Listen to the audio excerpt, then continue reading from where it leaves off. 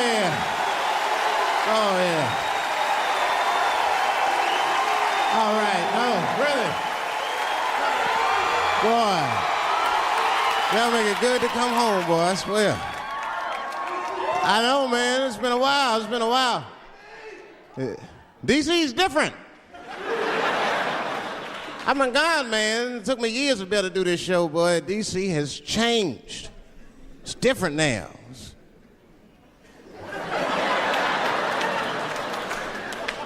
There's a lot of white people walking around, isn't there?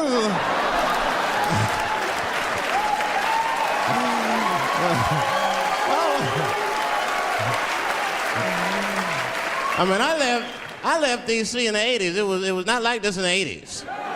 When crack was going on. Remember when crack was going on? White people be looking at D.C. from Virginia with binoculars and shit. Well, that looks dangerous. Not yet. New white people. You can't scare these white people. I tried. Roll up on them. Boo! The hell is wrong with you? Those days are over. I'm glad that, I mean, that's when that white friend comes in handy. Uh-oh, Ernie, you want to get this one? Come on now. Come on now. Do something. So black people are very afraid of the police. That is a big part of our culture. No matter how rich you are, how old you are. We're just afraid of them. We got every reason to be afraid of them. You know what I mean? Like, you're a white lady. You ever been pulled over before? You know, and then what they say, let me see your driver's license and your registration, right? See, I'm just guessing. That's not what they say to us. Well, you wouldn't believe what they say to us. Spread your cheeks and lift your sack. Like, what the fuck? Excuse me? You heard me. Spread open your cheeks and lift your sack. I got a driver's license, too. There's easier ways to prove who I am and shit. What does that prove? I can't go to the bank like that. Cash my check. What do you mean you don't have any ID? Wait a minute.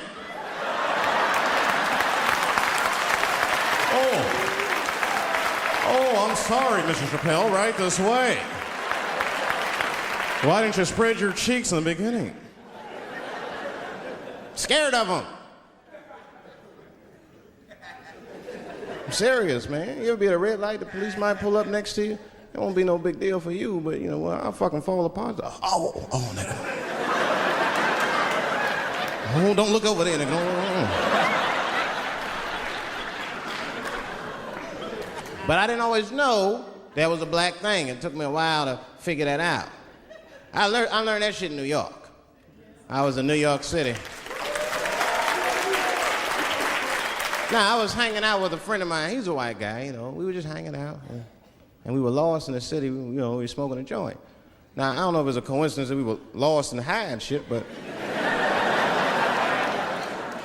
my white buddy, he was smoking a joint. Dave, it's the goddamn cops.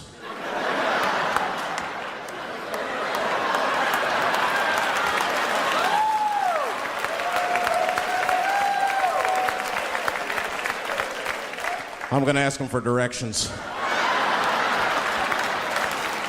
I said, Chip, no! Chip, don't do it! It was too late. He was walking over there, this man was high as shit.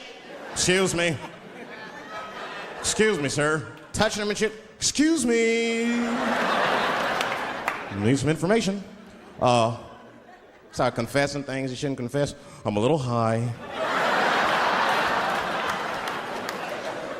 All I want to know, which way is 3rd Street? The cop was like, hey, take it easy. You're on 3rd Street. You better be careful. Go ahead, move it. Move it. And that's all that happened. That's the end of the story. Now, I know that's not amazing to some of you, but you ask one of these black fellas, that shit is fucking incredible, isn't it? I'm saying a black man would never dream of talking to the police high. That's a waste of weed.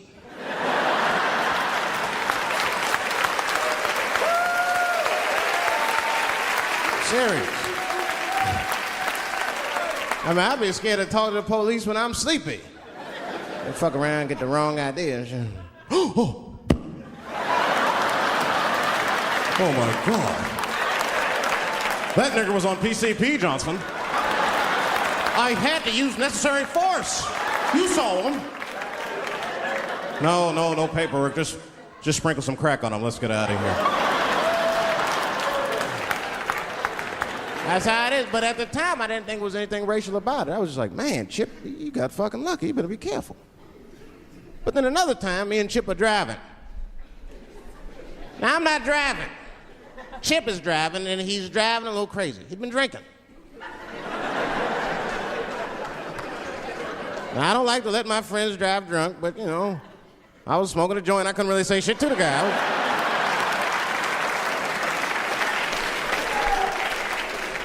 And we get at a red light.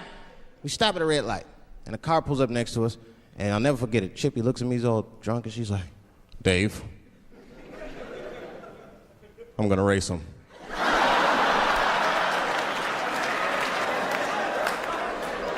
I knew it was a bad idea, but I was high. I tried to explain to him it was a bad idea, but all that came out was, well, nigga, sometimes you gotta race, I don't know.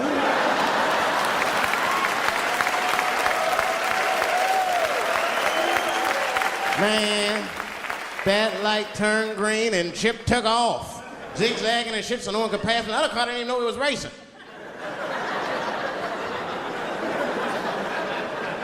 Then the police seen us and pulled us over. Now you understand, I'm scared as shit. I mean, come on, the car smells like weed. I've been speeding, this man is fucking drunk.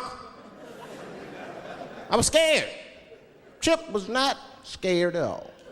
It was weird, he didn't even turn his radio down. Isn't that weird a little bit? I mean, if you get pulled over, wouldn't you turn your radio down? Nobody want to get their ass beat to a soundtrack and shit. You know what I'm saying? Chip had the music blasting. We're not gonna take it.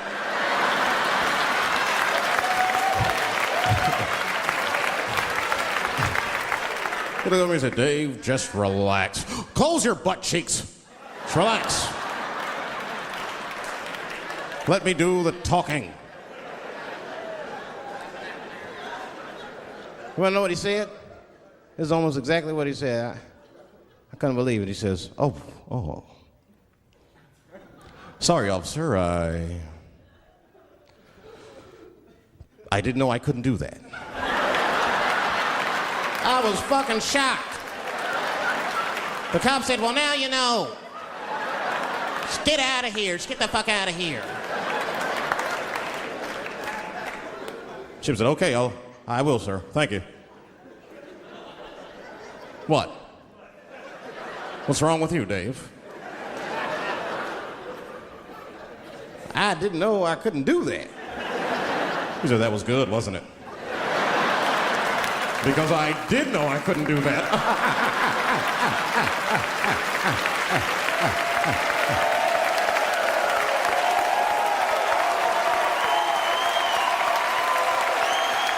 I was shocked. I wasn't shocked at the audacity of it. I was just shocked because I would have never thought to say that. I don't think any black dude would think to say that because they know we know the law. Every black dude in this room is a qualified paralegal and shit. He knows the law. I mean, if one of us even start to do something wrong, an old black man will pop out of nowhere. Nigga, don't do that. That's 5 to 10. Watch out.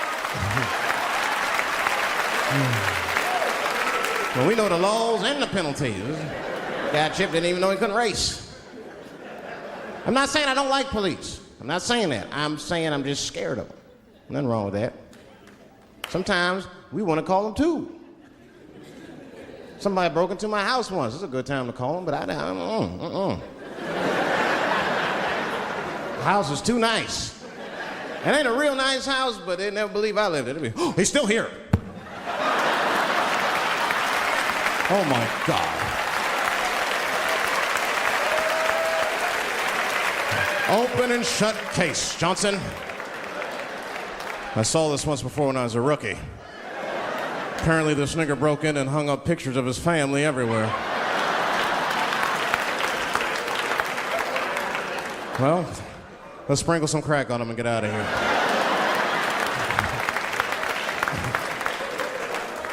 Oh, you know, that's that whole brutality thing.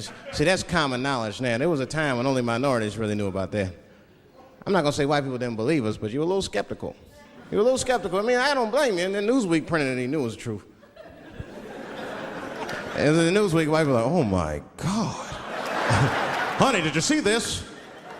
Apparently the police have been beating up Negroes like hotcakes. It's in the May issue. I mean, really, how could you know, though? How could anyone else know? You know. I mean, maybe you should have seen something a little suspicious. Don't you think it was like a little suspicious? Just a little suspicious? Every dead black person the police find has crack sprinkled on them. I mean, come on, man. Come on, man. Who gets shot and sprinkles crack on themselves? Nobody would do that. Bam! Oh!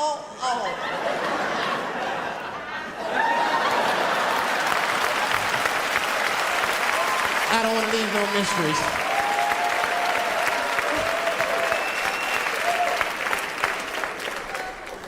But I'm a paranoid guy, you know, that's how I am.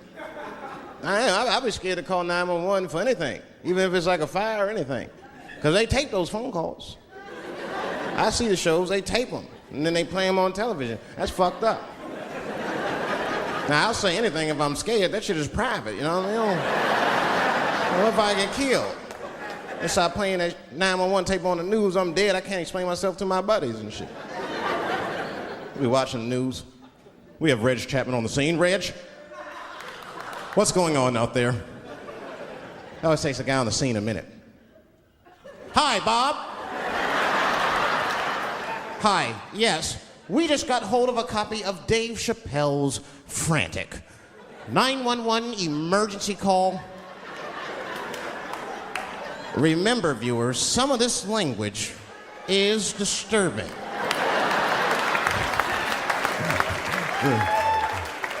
Hello, emergency. Help! Help, motherfucker, they're coming to get me! Just calm down, sir, where are you? I shit on myself. I can't stop crying. They play that shit 30, 40 times a day. All my buddies will be at my funeral looking at me. You know Dave shit on himself right before the men gathering outside of my house, and it looks like they mean business. Get out here, nigger! I gotta go. You guys try and hurry.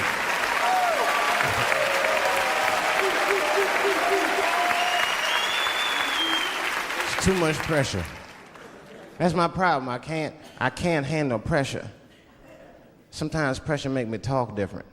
I'm serious. You ever have like that social pressure? You ever talk to somebody who's fake and they make you fake? Like, that kind of deal, like, hey, how you doing? You're like, fine, how are you? And you're like, I don't even talk like that. I get sick of that shit. I do. It just makes me sick. Sometimes I'll talk crazy just to make myself feel better. You ever do that? Just start talking like crazy. Like, you ever hear this voice? Man. That's how bad guys used to talk in the 40s. In the old days. See, I talk like that. Not all the time, but if somebody put the pressure on me, fuck it, I gotta cut loose. Like the police pull me over, I'll talk crazy. Son, do you know why we pulled you over? Nah, because I'm black, see, that's right. Nah. I do it. It's not illegal to talk like that. How do they know I don't talk like that every day? Stop talking like that. Stop talking like white copper. Nah. That's how I talk, see?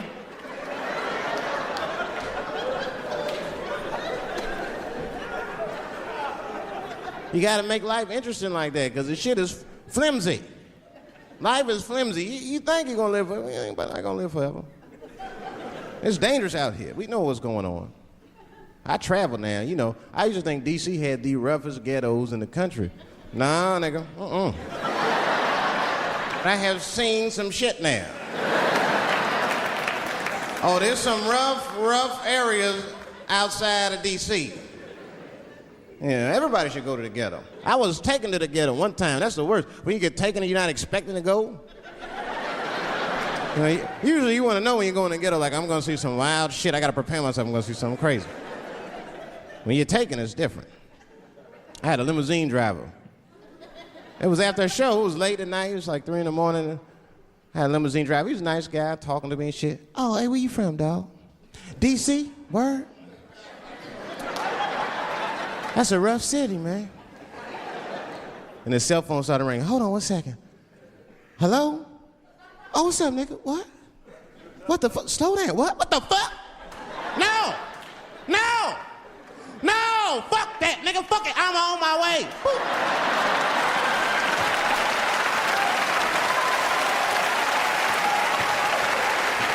Hey. I gotta make a stop real quick. At 3 o'clock in the morning. I didn't know he was taking me to the ghetto at first. I started looking out the window. I was like, what the fuck? Gun store, liquor store, gun store. Where the fuck are you taking me? This don't look good. He didn't say shit.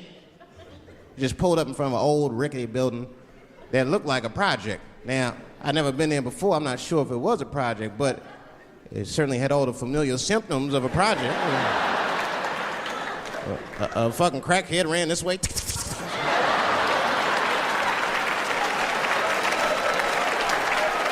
And then another one jumped out of a tree and shit. The driver said, I'll be right back. And left me. Took the keys with him and just left me. At 3 o'clock in the morning, in front of a project, in a fucking limousine. This was not good. I was like, man, I gotta look around and see if I can see some landmarks and figure out where I'm at. Might have to escape on foot. Now, this is when I knew I was in a bad neighborhood. You only see this in the worst neighborhoods. Remember, it's 3 o'clock in the morning. It's 3 o'clock in the morning. I look out the window. It was a fucking baby standing on a corner. Look at this.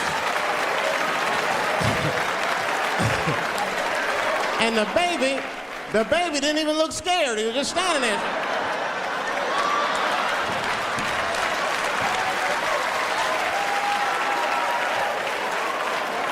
I mean, it made me sad. It made me sad, really. You know what I mean? Because I wanted to help the baby. I was like, I don't trust you either. I'm sorry. Click. Click. The old baby on the corner trick, eh? I'm not gonna fall for that shit. Where's this limousine driver? You know, I start feeling bad. As time goes by, I start feeling worse. Like, man, what is wrong with me? What the hell's wrong? I'm scared of a baby. And this baby could be in trouble. He might need my help. I gotta do something. But I wasn't gonna get out the car. I'm serious, man. I just cracked the window a little bit. There's an old limousine. I can roll it down.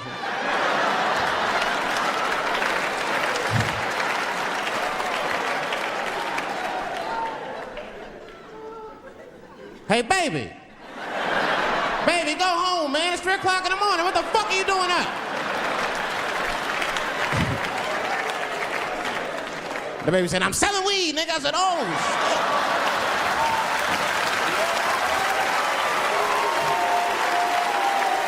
I wasn't expecting that. I'm serious. I had to buy 2 bags from him to calm my nerves. Let me get 220. Got back in the car and rolled me a joint, man. So, that shit was scary, man. Every once in a while, like a crackhead would come up to the car and look in the window. It was like Jurassic Park and shit. He'd be looking on the car. Hey, get out of here, cracky. That baby was still standing there, man.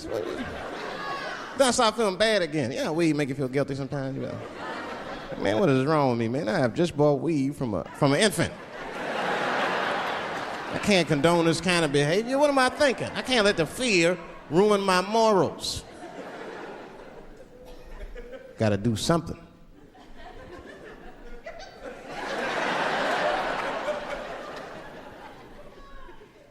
Hey, baby. Stop selling weed, all right? You got your whole life ahead of you. He said, fuck you, nigga, I got kids to feed. I said, God damn.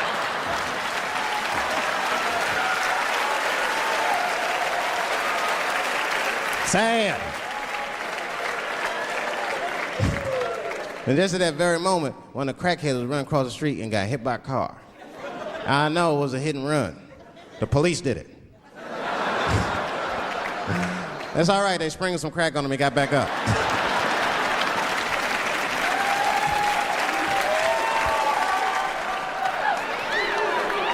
Yeah, I'll be seeing that kind of shit, man. It's what it is. They use the TV to program us from a young age. You ever watch like a cartoon that you used to watch when you were little as an adult?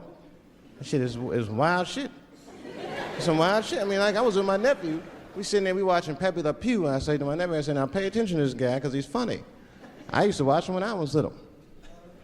And then we watched Pepe Le Pew, but I'm old now. I'm looking like, good God, what kind of fucking rapist is this guy? Like, take it easy, Pepe. My nephew was sitting there cracking up. Hee. See, sometimes you gotta take the pussy like Pepe. Like, no.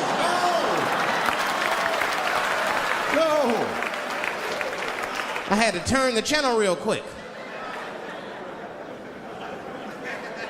I turned on Sesame Street. I said, oh, Sesame Street. This is much better because now he'll learn how to count and spell. But now I'm watching it as an adult and I realize Sesame Street teaches kids other things. It teaches kids how to judge people and label people. That's right. They got a character on there named Oscar. They treat this guy like shit the entire show. They judge him right in his face. Oscar, you are so mean. Isn't it, kids? Yeah, Oscar. You're a grouch. It's like, bitch, I live in a fucking trash can. I'm the poorest motherfucker on Sesame Street. Nobody's helping me.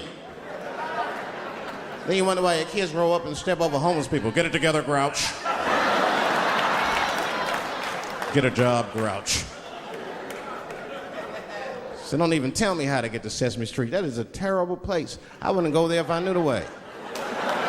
Who would want to live in a neighborhood like that? Fucking 6-foot pigeons walking around. An elephant that's a junkie. Hi, bird.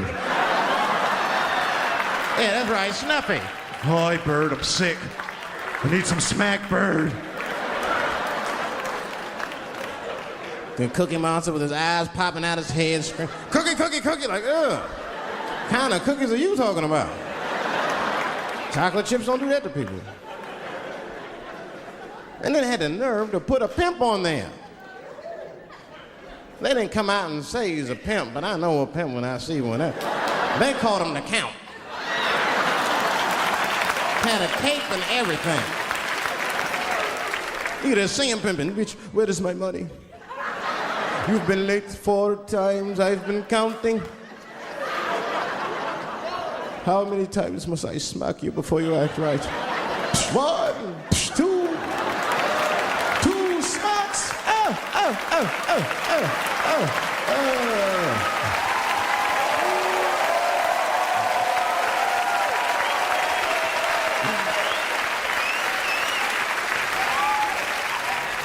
That's the thing, there's so much stuff to worry about. You know, the more you know, the more you don't know and shit. You know, like a lot of people be telling me, Dave, you know, you just gotta relax. The racism thing be bugging you too much. And I be thinking about it. Sometimes shit'll happen. You know, a lot of black people can relate to this. Have you ever had something happen that was so racist that you didn't even get mad? You were just like, God damn, that was racist. I mean, it was so blatant, you were just like, wow. Like, almost like it didn't even happen to you. It was like a fucking movie. That was like you was watching Mississippi Burning. Wow. That happened to me. I was in Mississippi. I was in Mississippi doing a show, and I go to the restaurant to order some food, and I say to the guy, I say, I would like to have, and before I even finish my sentence, he says, the chicken. I said, what the fuck? I could not believe it. Could not believe that shit. This man was absolutely right. I said, how did he know that I was gonna get some chicken? I asked him, I said, how you know that? How'd you know I was gonna get some chicken? He looked at me like I was crazy. Come on, buddy. Come on, buddy. Now, everybody knew as soon as you walked through the goddamn door, you're gonna get some chicken. There's no secret down here that blacks and chickens are quite fond of one another. And then I finally understood what he was saying, and I got upset.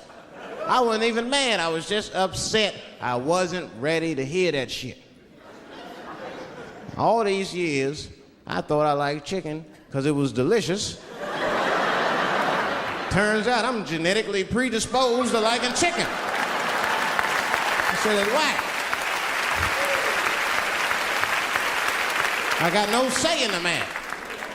I got ruined chicken for me. I'm scared to eat it in public. I want somebody to see me and say something. You know what I mean? Like, you be eating some chicken?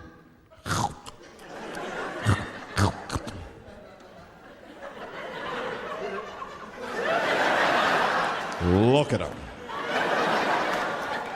He loves it. Just like it said in the encyclopedia. Look how happy he looks.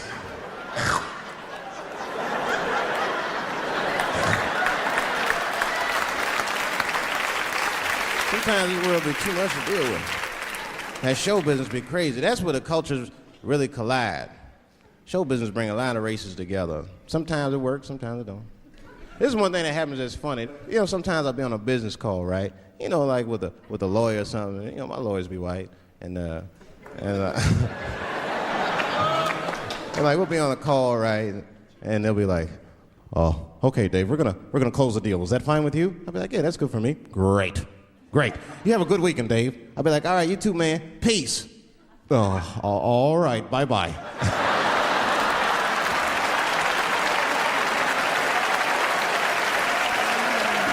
I don't know what to say, right?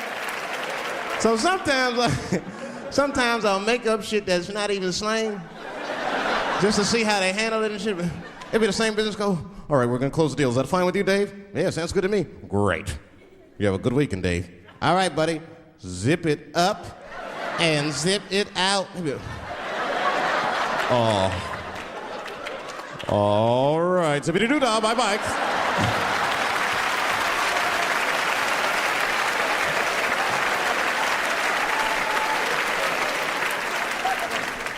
Sometimes, you know, racism works out in black people's favor. Now, it doesn't happen often. It happens very rarely, but when it happens, it is fucking sweet.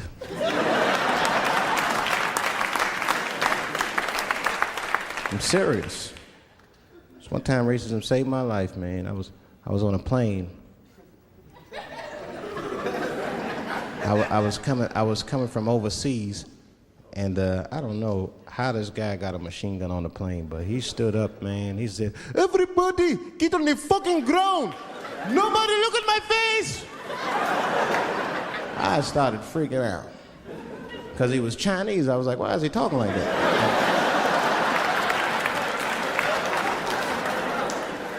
He was screaming and crying.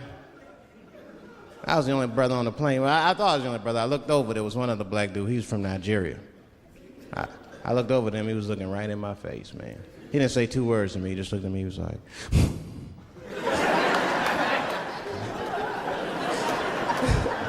He didn't need to talk, I knew just what he was talking about. I looked right back at him, I was like...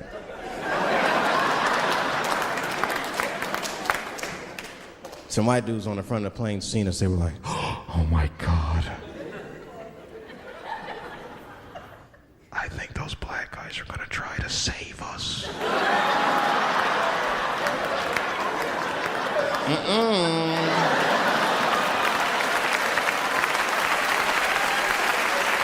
We were just communicating that we understood the situation. We were both seeing the same thing. What we understood was simple. Terrorists don't take black hostages. That's the truth. I have yet to see one of us on the news reading a hostage letter and shit. They is treating us good. We all chilling and shit. I'd like to give a shout out to Ray Ray and Big Steve and send some Newport.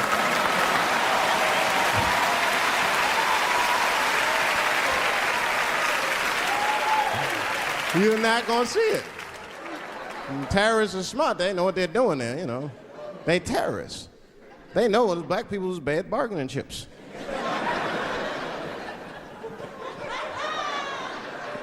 They called the White House and said, hello? We have got 5 black... Hello?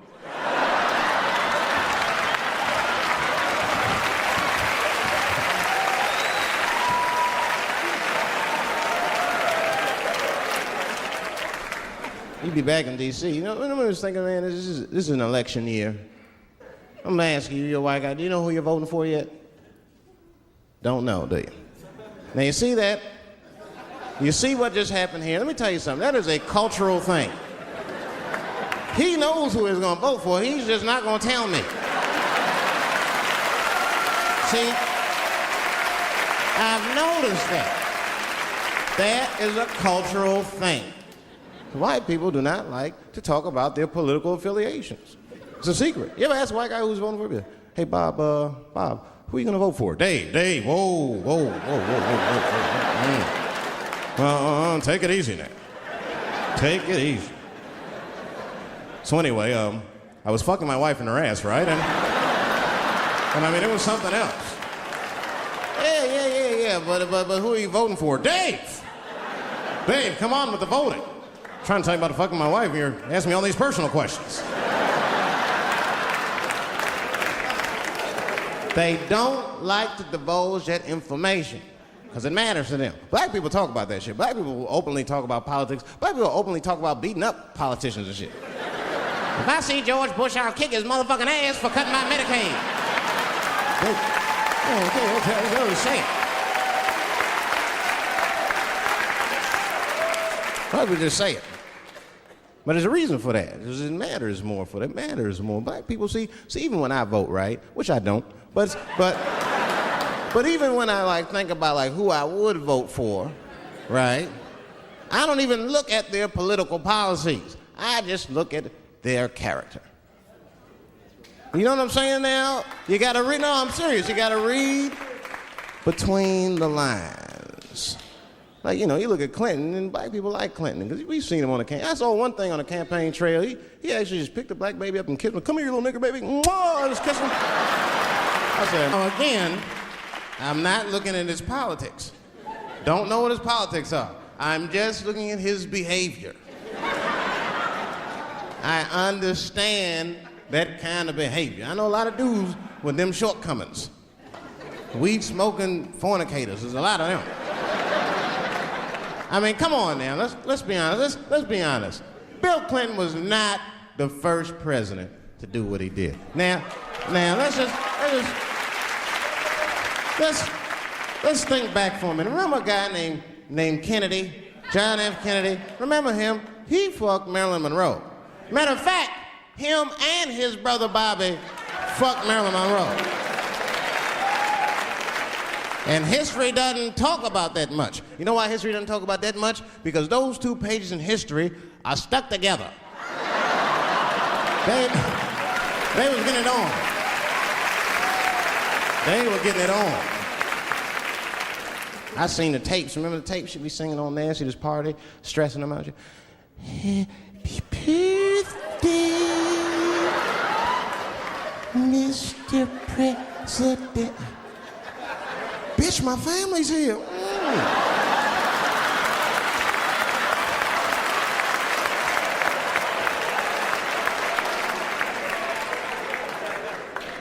Clinton did the same thing, but he didn't do it like that. Because it's the year 2000, he's busier than Kennedy was. He was a busy man. Clinton did that kind of thing the way busy men do it. You know what busy men do? They fuck who's close to them. I can tell that's what Clinton was up to. It looked like he just stuck his head out the office door and shit. Oh, boy. You, come here. I made my penis suck for my 3:30, come on. Oh, boy. He's probably looking at Kennedy's picture and shit. Oh.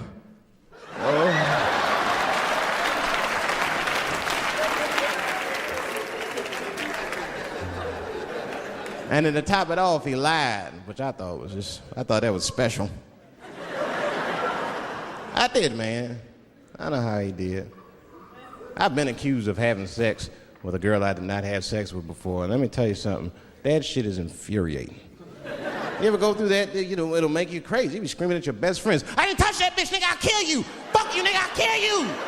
Please believe me. Please believe me.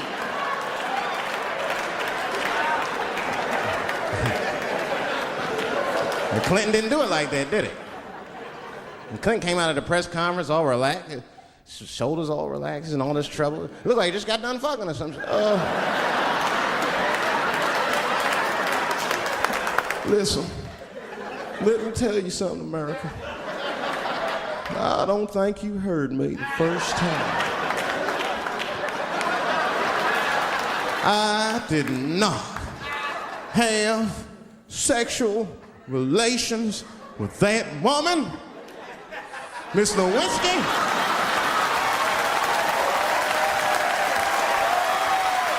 You know he did it. You know he did it.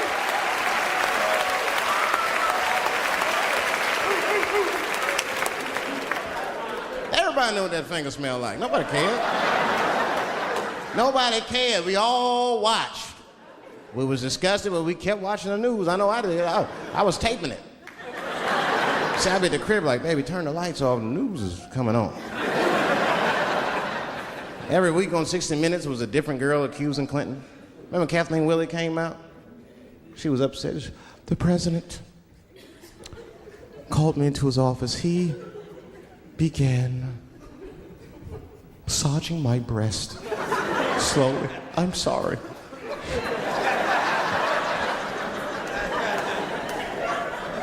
And then he placed my hand on his genitals. Ed Bradley was shocked. Was he aroused? I was at home like, yeah, was he aroused?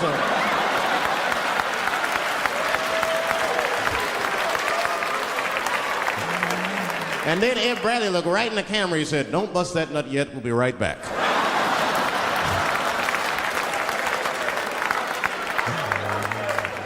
Oh, man, the news had never been so good. But there were no victims. There were no victims. Only one I feel sorry for is that Lewinsky. I feel a little sorry for her. Don't y'all feel a little sorry for her at all? God damn, y'all, come on, man. Have a heart. That's a hard thing to be famous for, man. I mean, nobody want to be the most famous cocksucker of all times and shit. I feel bad for her. Not even the women feel sorry for her a little bit, ladies. Now that's jealousy. That's what that is.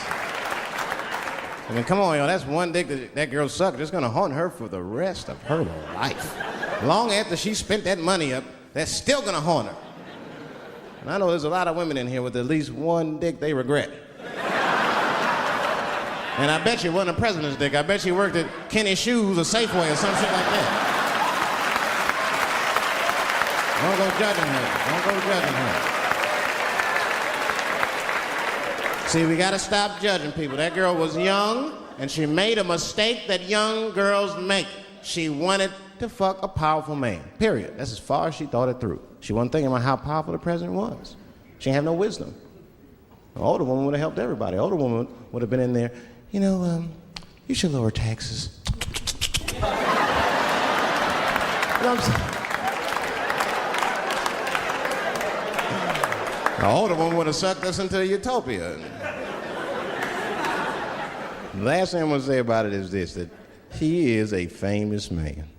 I have dreamt of being famous, but I never dreamt of being that famous. I never understood how famous a president was, but imagine if somebody could suck your dick and then they're famous. You understand what I'm saying? That's crazy. That's crazy. I mean, no guy ever thought of that. There's nobody with a pickup line that good and shit. They suck my dick, there's a future in it. What? Oh, that's it now. Get out there and be somebody. Go write a book. You're a qualified author now. Go write a book. I said, I'm in the wrong business. I should be the president. Shit, I'm in the wrong business. See, the only reason I want to be president is because I'm black. That would make it too hot for me. I mean, you know what I mean? I think it could be a black president one day, but you don't want to be the first one. I mean, second or third, that's fine, but that first nigga better watch out. I'm going to tell you that right now. It'd be too hot. I mean, I'd be the first black president. I don't think that nobody would really hurt me. I'm sure somebody would want to hurt me, but I don't think they'd touch me because my vice president will be Mexican for a little insurance. You know what I'm saying? You can shoot me if you want, but you're just gonna open the border up, so you might as well leave me and Vice President Santiago to our own devices. Ain't that right, Santiago? See.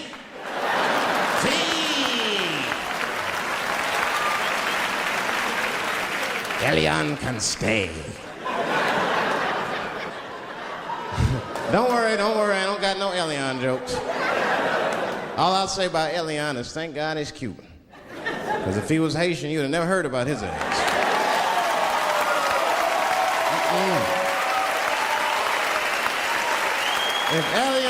If Elian Gonzalez was Elian Mamumbo from Haiti, they'd have pushed that little rubber tube right back in the water. Sorry, fella, all full. Good luck. The only thing in our society that bothers me the most is the way that men and women don't get along no more. That's really what's bugging me about it. Men and women just don't get along. Like, I hear women say this all the time. I know a lot of you sisters be like, chivalry is dead. Don't you? Don't y'all feel that way? Like men aren't gentlemen anymore? That's right. Chivalry is dead, and women killed it.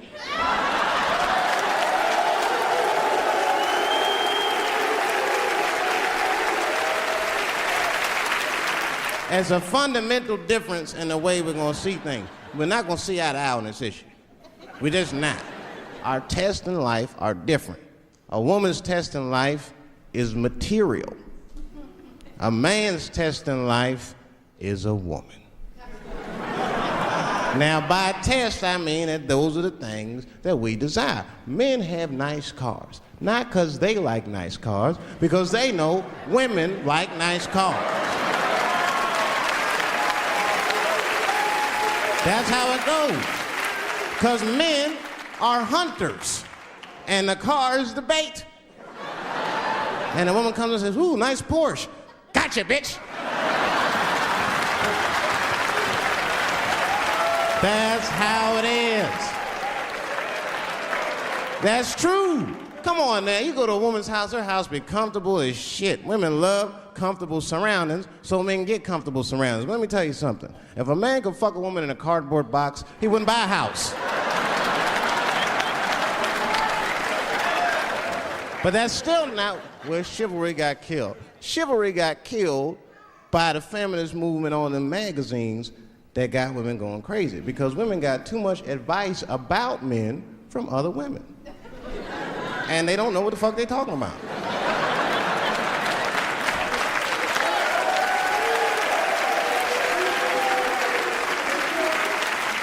It's true. I see this shit in the magazines. I don't read them, but I be seeing the cover. I be in the grocery store, fellas, you look at one of the magazines like, what is this? And they say on the cover, 100 Ways to Please Your Man by some lady. Get out of here, man. Come on. Ain't no 100 ways. That list is 4 things long. Just suck his dick, play with his balls, and then fix him a sandwich and don't talk so much, and they're gonna be happy.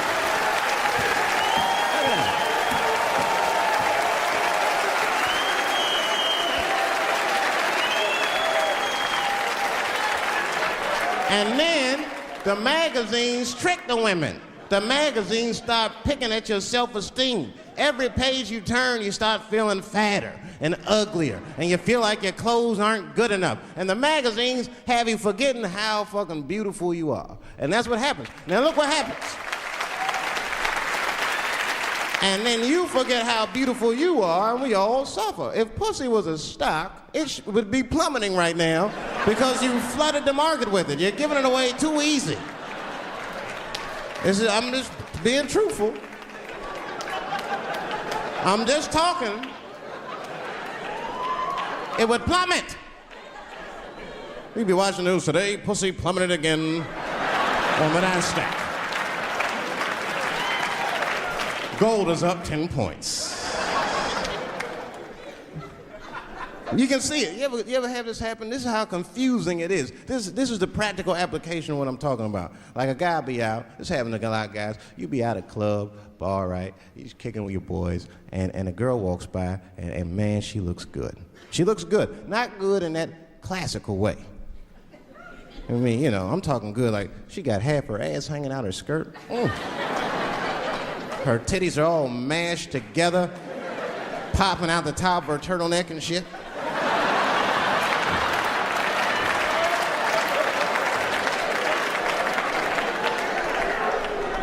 And you with your buddies, right? You with your buddies, you got a couple drinks in you, and you see a girl like this, you might try to talk to her. This might not come out right. I don't know what you say, but damn, look at them titties! Right? The girl gets mad at you. Wait a minute. Just because I'm dressed this way does not make me a whore. Which is true. Gentlemen, that is true. Just because they dress a certain way doesn't mean they are a certain way. Don't ever forget it. But ladies, you must understand that that is fucking confusing. Just is. Now that would be like me, Dave Chappelle the comedian, walking around the streets in a cop uniform. Somebody might run up on me. Oh, thank God. Officer, help us. Come on, they're over here. Help us. I'm like, oh, just because I'm dressed this way does not make me a police officer. You understand what I'm saying? It's like, all right, lady, fine. You are not a whore. But you are wearing a whore's uniform, I'll tell you that shit right now. Little misunderstandings can happen.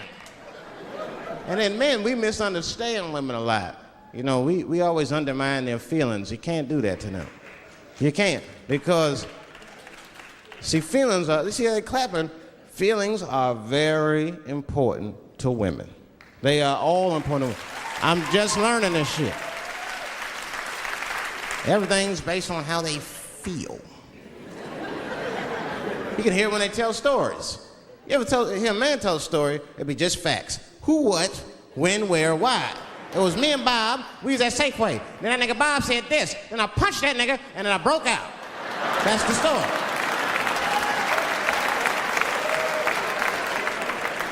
That's the story.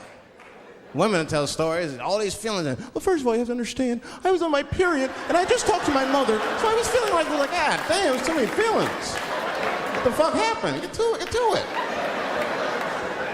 But I gotta talk about them.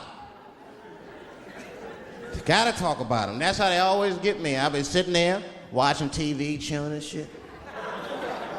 My old lady come up to me. David, we need to talk. Fuck! I don't say that out loud. That's how I feel inside. Because I know every time we need to talk about some shit that I gotta do. We don't ever have to talk about anything she needs to do.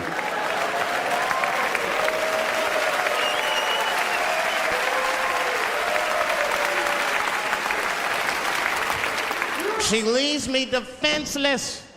I have to do what I have to do. David, we need to talk. Nah. Don't do that to me, David. This is serious. Stop talking in that voice. No, see. I gotta do this, see. Ah, see.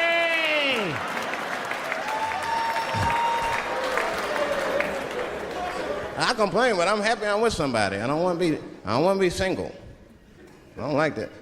Sometimes you go to them single clubs, you see too much. I was on the road, one club, and I seen a thing they call a thong contest.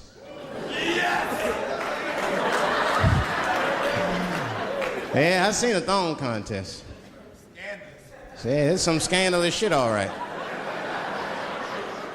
I couldn't get over that, man. Because the DJ, you know, I was dancing with a girl, and the DJ said, "Everybody that wants to be in the thong contest, please report to the DJ booth." The girl was like, "Excuse me." They put on that song, "Let me see some thong, thong, thong, thong, thong, thong." Them girls was going off. Some of them pulled their pants down, some of them pulled their skirts up, all of them just shaking their butt. Some of them didn't even have underwear on, they was just fucking shaking their butt. I mean, really, I was fucking disgusted. But I couldn't turn away.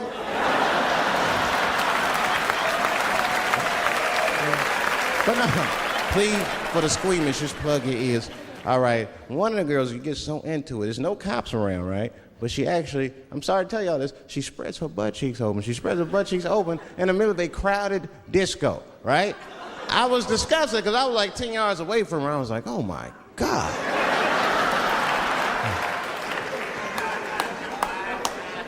Is that her birth canal?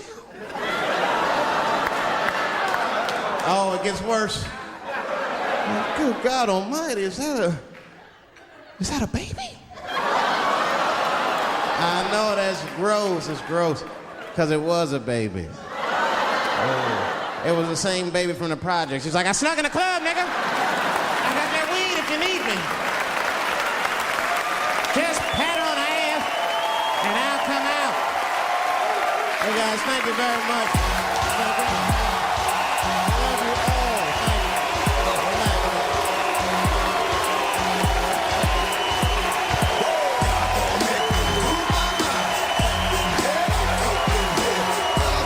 Good night. Good night, good night.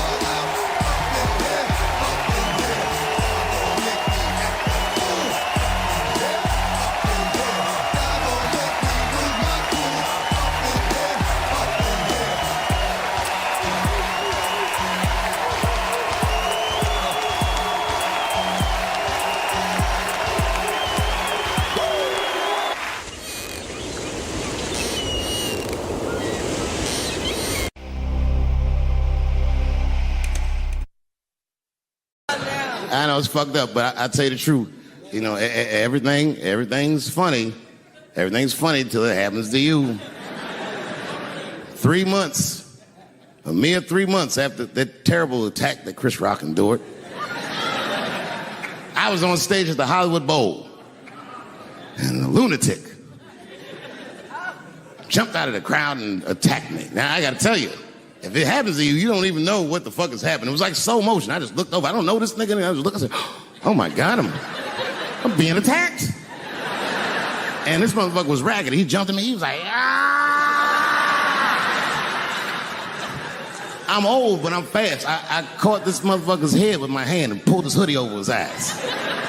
I can still feel his head in my hand. It was spongy.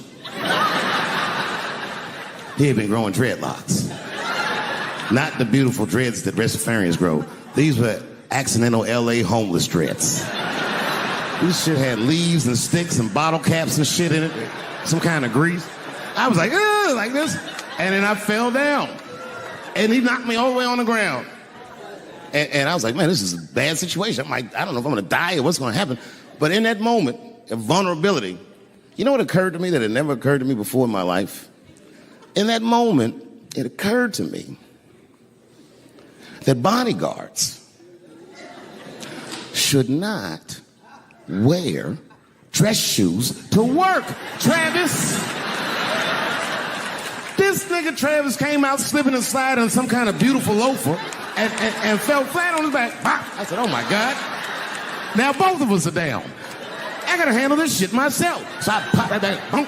And then the kid that knocked me down, he popped out, boom, and we looked at each other and realized, at the same time, I was bigger than him. And that motherfucker took off running. And I started to chase him, and I said, fuck him. And I picked the microphone up. I said, I'm gonna finish this show now. That's right.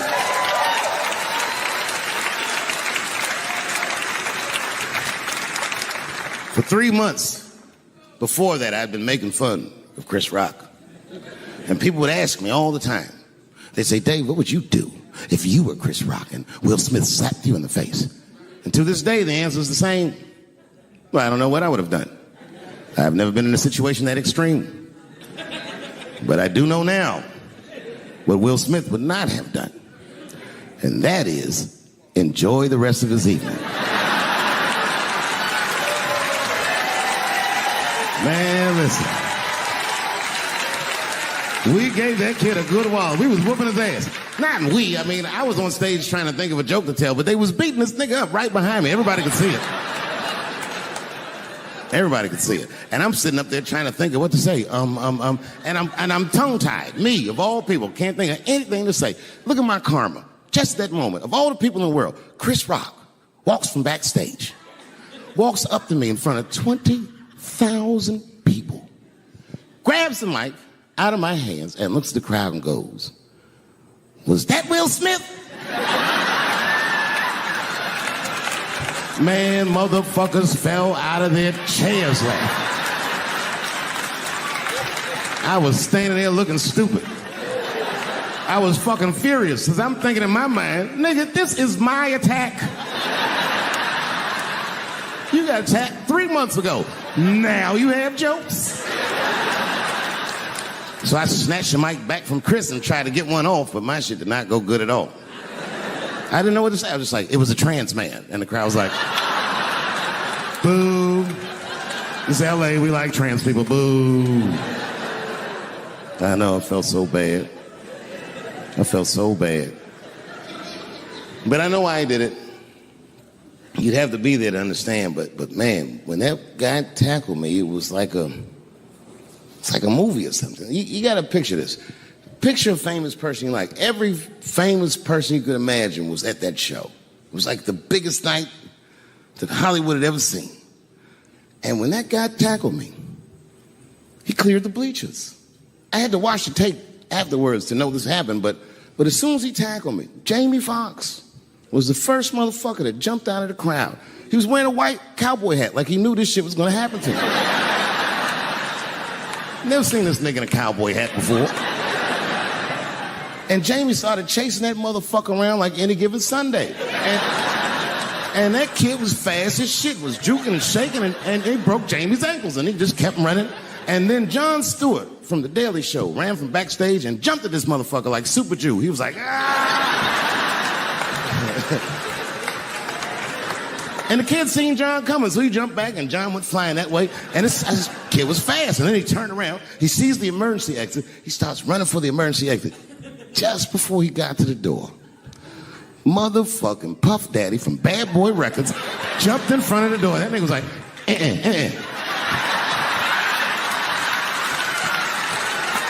Boy, Puffy got that motherfucker. And then every celebrity just ran out because every celebrity saw themselves in me, and they just started beating the fuck out of that kid. And I know Chris was backstage looking like, nobody helped me.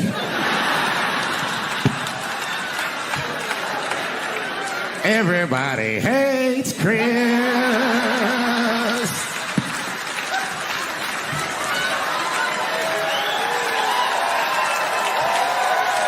Thank you.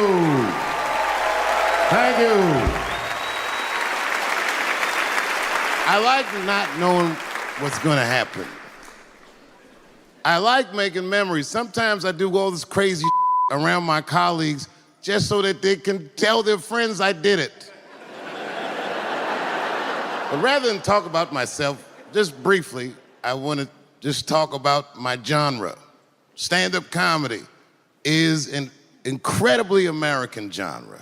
I don't think any other country could produce this many comedians. And unbeknownst to many people in this audience, I don't think there's opinion that it exists in this country that is not represented in a comedy club by somebody. Each and every one of you has a champion in the room. We watch you guys fight, but when we're together, we talk it out. I know comics that are very racist, and I watch them on stage, and everyone's laughing, and I'm like, that mother means that.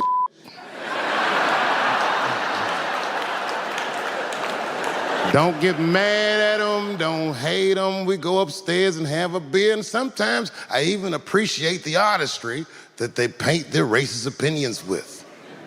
Man, it's not that serious. The First Amendment is first for a reason. The Second Amendment is just in case the first one doesn't work out. We gotta let some air out of the ball, man. The country's getting a little tight. It doesn't feel like it's ever felt in my lifetime. So tonight, I am honored that my colleagues are here in comedy and in music.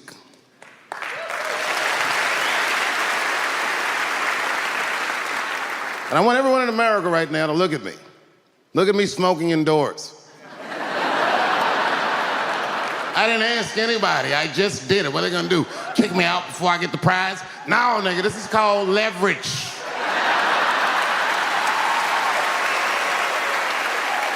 The thing that I liked best about tonight was that I saw so many people from different parts of my life, like friends that I grew up with here in DC, friends of mine from Ohio then and now, friends of mine from comedy clubs, all the musicians that blew my mind. You guys have no idea how you inspired me. I want to give a special shout out to my OG, Tony Woods. Miles Davis has a quote.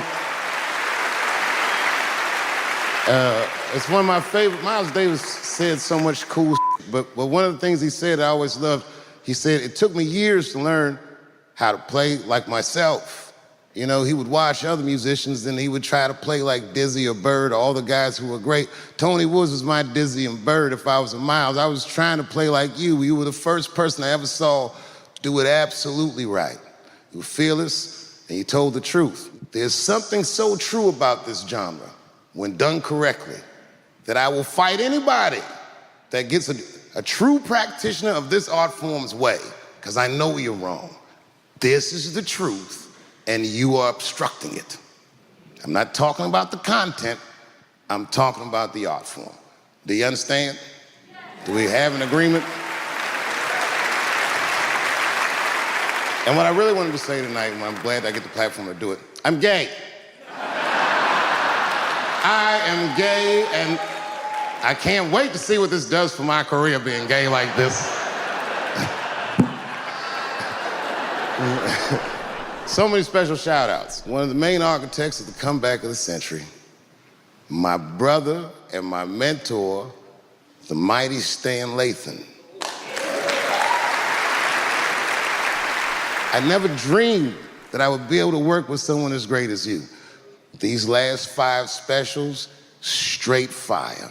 I wouldn't want to do another special with anybody else but you. So eat your mother vegetables and live as long as you can, because we doing a few more of these bitches. Neil Brennan, your speech made me cry, because it reminded me of all those hard days of work and all that money I never got for it. The other real special shout out I gotta make, because none of this would have been possible on any level without this person, is my mother. Mom. My mother. Mom. You have no idea what I put this woman through. If you had just given birth to me, that would have been more than enough. But the fact that she raised me and raised me well. We had a real oral tradition in our house. I knew the word griot when I was a little boy. A griot was a person in Africa who's charged with keeping the stories of the village. Everyone would tell a griot the stories, and they would remember them all so that they could tell future generations. And when they got old, they'd tell them to someone else. And they say in Africa, when a griot dies, it's like a library was burnt down. And my mother used to tell me, before I ever thought about doing comedy, she said, you should be a griot. And she'd fill me with every story of black life. You know, she's educated in African-American studies, and she would let me understand the context that I was being raised in, that I'm being raised in a hostile environment that I have to tame. By the time I was 14 years old, I was in nightclubs, mastering an adult world. It was terrifying. The crack epidemic was going on, and my mother would hear gunshots outside and be scared to death. Maybe it's my son. But early in my career, if you remember, Mom, you used to sit in the club with me. She'd do a full day of work. You'd be back there falling asleep, just waiting for me to go on. She would watch my show every night. Do you know how long that car ride is home?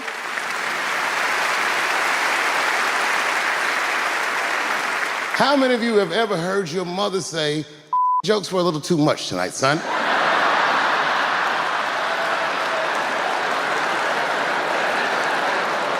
I was a soft kid. I was sensitive, I'd cry easy, and I would be scared to fist fight. And my mother used to tell me this thing, I don't even know if you remember, but you said this to me more than once. You said, son, sometimes you have to be a lion so you can be the lamb you really are. I talk this like a lion. I'm not afraid of any of you when it comes word to word. I will gab with the best of them, just so I can chill and be me. And that's why I love my art form, because I understand every practitioner of it. Whether I agree with them or not, I know where they're coming from. They want to be heard. They got something to say. There's something they notice. They just want to be understood. Love this genre. It saved my life. So tonight, Mom, I would like to honor you in a very special way that I cannot do on my own. But because now I'm a man with great and influential friends, I'd like to ask my man Thundercat to come out on the stage. Thundercat, the Mighty Most Def. Washington, D.C., thank you very much for giving me a home and a place to start. Today is officially Dave Chappelle Day in Washington, D.C. The mayor declared it last night.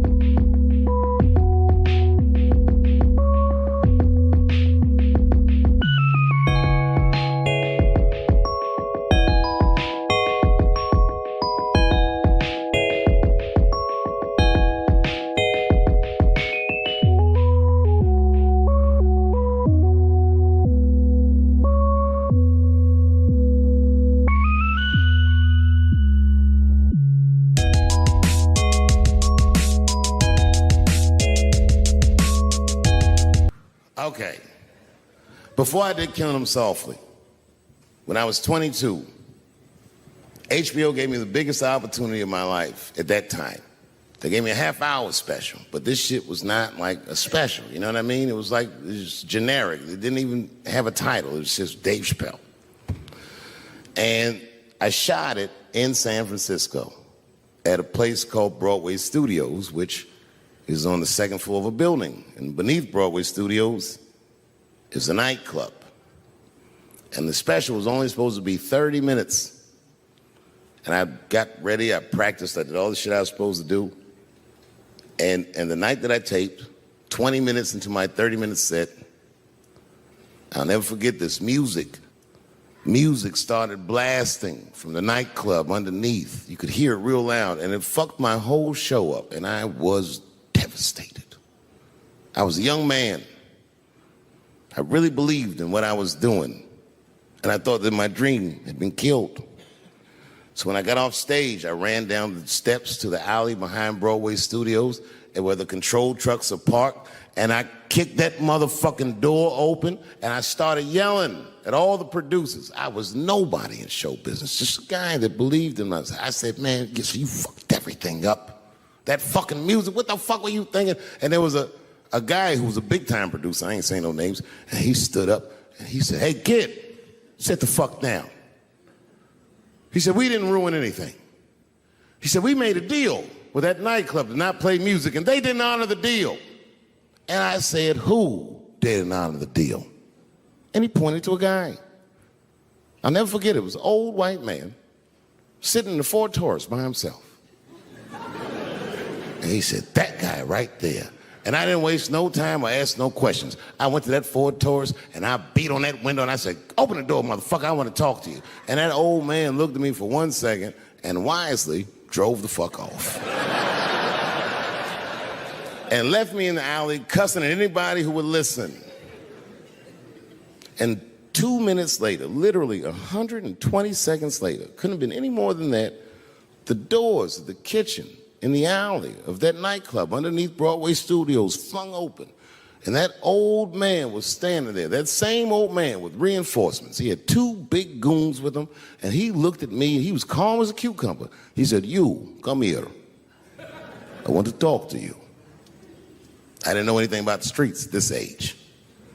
But I found out later in my life that these men were Russian mobsters. And I don't know what you guys know about the Russian mob, but these are the niggas that killed Denzel in Training Day.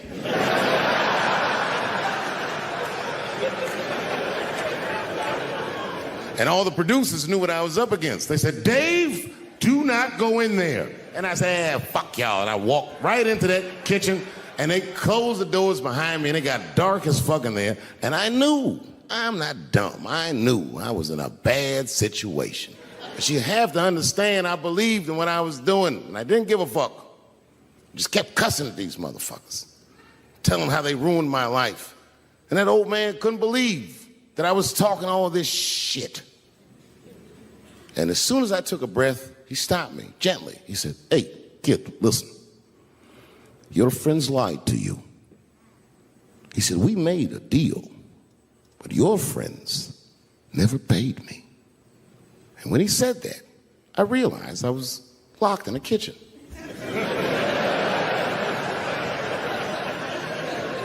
I realized he was telling the truth, which would make me wrong. And the very moment that I realized I was wrong, for the first time, I was afraid. You see, it's a funny thing if you believe you're absolutely right. You can get drunk off the feeling of how right you are. That's why gay people are so mean.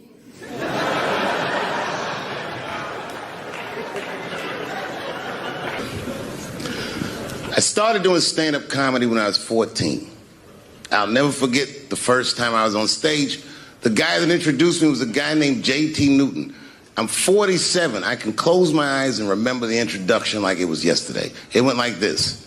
Ladies and gentlemen, this next young man coming to the stage is starting his comedy career tonight. Who knows? We may be witnessing the birth of a star. Please welcome David Chappelle.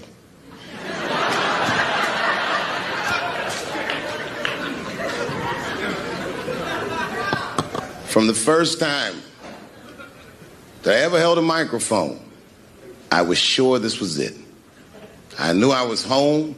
I knew I had found my thing. And my God, man, I was a child. I got good. Matter of fact, I was good from the moment I started. And I'm not saying this to be a braggart. I'm telling you the truth. These old niggas was in awe of me. How is this little boy so poised? They used to say. I was. I mean, you know, I got better, but it started out good. About a year into it, when I was 15 years old, I had written a joke during the AIDS epidemic about having a Goodyear condom. Something, I don't even remember the joke. Something about an industrial strength condom by Goodyear. I just remember all the comedians really liked that joke. And there was an older comedian. And he came to me one night after the show, after he saw the joke, and he said, listen, I got an audition at another comedy club, and I was wondering, do you mind if I do that joke? I just want to borrow it. Now, I'm a kid. I don't know any better. I'm like, borrow it? Well, I guess, sure, if it'll help your career. I let him do the joke. And then weeks later, I was waiting to go on at a comedy club, and he went on before me, and he did the joke. And after the show, I pulled him aside and I said, hey, man, I don't mind you borrowing my jokes, but you gotta give them back. He said, oh, I forgot to ask you. He goes, let me buy that joke from you for $50.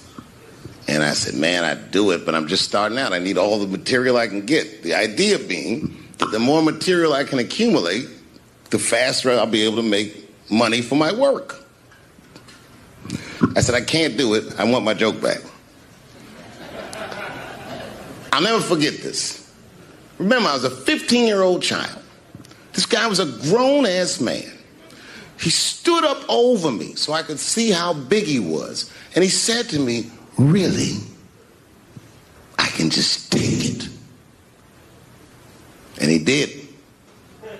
I got scared because I was a child. But I never forgot that. I never forgot that. I was 15 years old. I'm 47 now. I think about this guy all the time. When I look at my own kids and I see how young and innocent they are, I can't believe someone did that to me. And I don't think about it every day because that was the worst thing that happened to me. I think about it every day because that was the first time that someone ever did that to me. But in my career, it has happened many, many times since, where someone would intimidate me or scare me and take something that I believe was mine. I'll tell you another story. Now I'm 18 years old.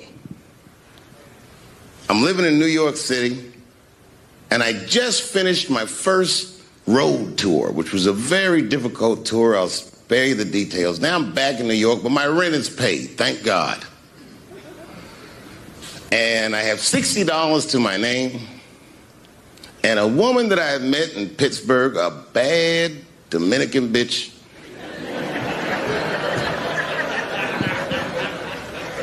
was coming to New York. She was going to spend the weekend with me. I couldn't wait for her to get there. She was coming that evening. But remember, I only had $60 for a whole weekend to entertain a bad bitch. Now I'm walking through Greenwich Village, and I see something I've never seen before. 3-card Monte. You know what that is? Yeah, the guy had the whole thing. The table was set up, and he had the 3 cards, and the crowd was hooting and hollering, and he was like, find the red card, find the red card, and people were playing. Sometimes they win, sometimes they lose, but it was really exciting, and I'm standing there watching it, and I noticed while I'm watching them play this game that the red card, the one you're trying to find, had just a little bend on the corner. And I'm watching it, and I'm like, yo, this guy doesn't seem to know that red card is bent. I'm going to beat this motherfucker.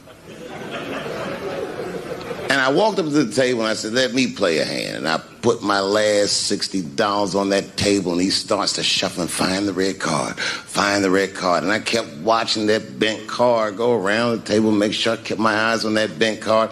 And when he stopped shuffling, and he said, find the red card, I pointed to it with confidence. Here it is right here. And he flipped it over, and it was black. And he took my money. I couldn't fucking believe that. How did this nigga do that? Was that magic or sorcery? I was confused. So you know what I did? I sat there and I watched him for a real long time play the game. And I realized that all those people who was doing all that hooting and hollering and betting, my God, they were his friends. They were in on the whole thing. I felt so wronged. I felt so stupid. And then the next sucker came up to the table and was about to put his money down. And I said, fuck that, man. Don't put your money there. All these niggas is in on it. It's a trick. And when I said that, the guy that was dealing, and this motherfucker was huge, snatched me up by my collar. Feel how strong he was when he grabbed me. I was a skinny little guy. And he was gonna maul me.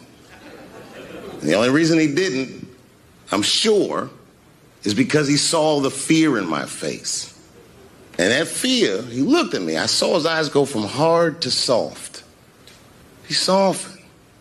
Then he looked at me like the way a father would look at a child. And he said to me, young man, don't ever come between a man and his meal. I never forgot that either. Most niggas would have to run the streets for years to learn a lesson that profound. It took me 2 seconds. Never get between somebody and their paper. Taking a man's livelihood away from him is akin to killing him.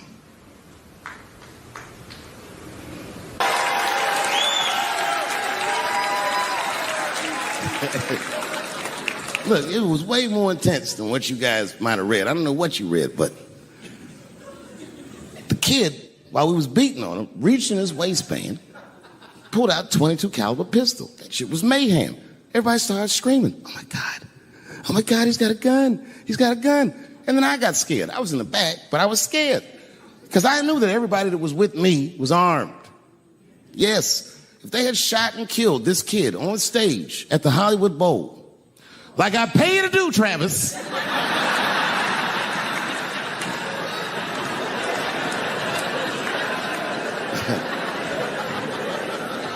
but Travis G'd up. Travis wrestled the gun out of the kid's hand, and then he took it like this and tried to chamber the round, and he couldn't. So he pulled the trigger, and it wasn't a gun. A knife blade popped out of the front. I guess this kid was gonna stab me. Some scary shit. So the next night, even though I didn't have a show, I said, I gotta get right back on stage. And I went and did a show. And someone in the audience screamed out, Dave, what happened with the attack? And I didn't know there was journalists in the room. All I said was that this nigga had a knife that identified as a gun. I got 6 more weeks of bad press for that joke. I didn't even do nothing to this nigga. That's not right.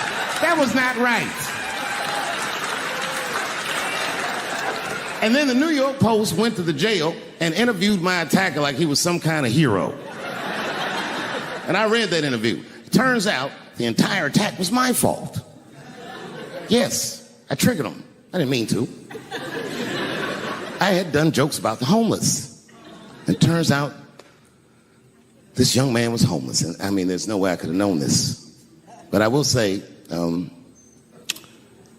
for a homeless guy, this nigga had incredible seats.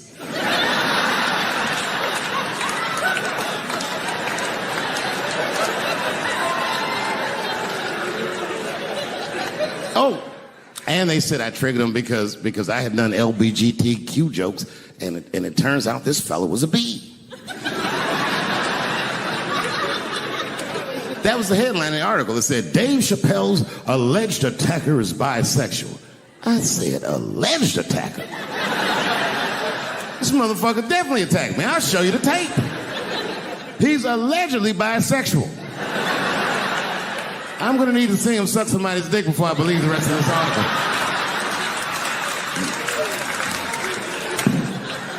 I read that shit in the paper. I was horrified. I said, oh, bisexual? I could have been.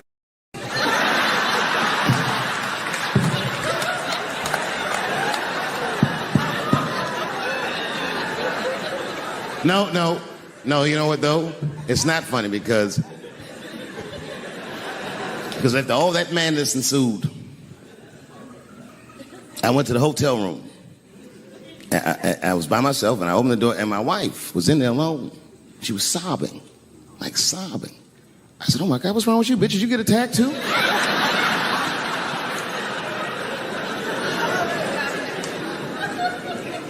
And she's crying, and she said, oh my God, David. She said, if you had died tonight, me and the kids would have nothing.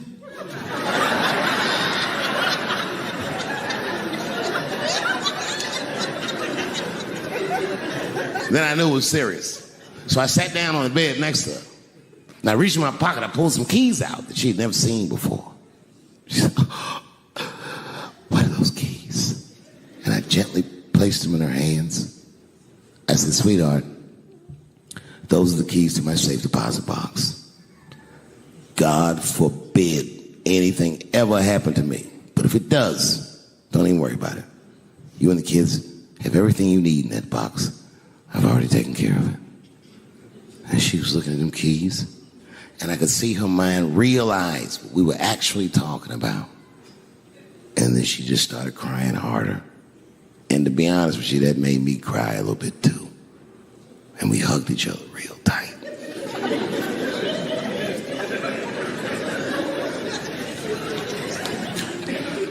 Do you know this bitch looked in the box while I'm alive and well? Who does that? Oh my God. And then she was mad at me. She said, God damn it, David, I opened that box. I said, you did? She said, yes, I did. And there was nothing in there.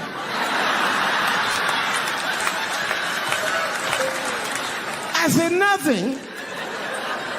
Oh. She said, nothing except your stupid joke book. I said, whoosh. She said, well, sweetie, look. If you tell those jokes exactly how they're written, you and the kids should be fine. They're really good jokes.